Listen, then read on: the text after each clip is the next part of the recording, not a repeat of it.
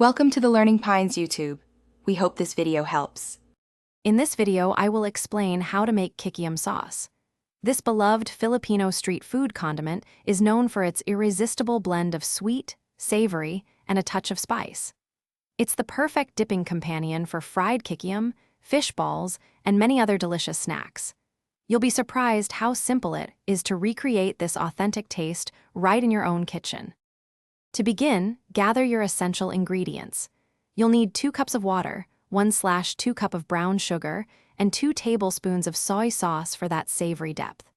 Don't forget minced garlic and onion to build the aromatic base. Finally, have 2 tablespoons of cornstarch ready for thickening, and fresh chilies if you prefer a spicy kick. Now, let's get cooking. In a saucepan, combine the 2 cups of water, 1/2 cup of brown sugar, 2 tablespoons of soy sauce, minced garlic, and onion. Bring this mixture to a boil over medium heat, stirring continuously to ensure everything dissolves and no lumps form.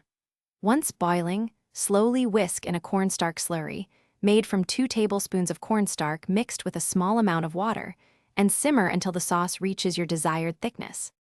Once your Kikiam sauce has reached the perfect consistency, taste and adjust the sweetness or spiciness to your liking. You can add more sugar for a sweeter profile or extra chilies for more heat. Serve this warm, flavorful sauce immediately with freshly fried Kikiam, fish balls, or any of your favorite street food snacks. It's truly a game changer for your home-cooked treats. Also, be sure to check the description below for a link to the new Kindle Paperwhite and other fantastic deals. Thanks for watching. Consider subscribing if we helped you.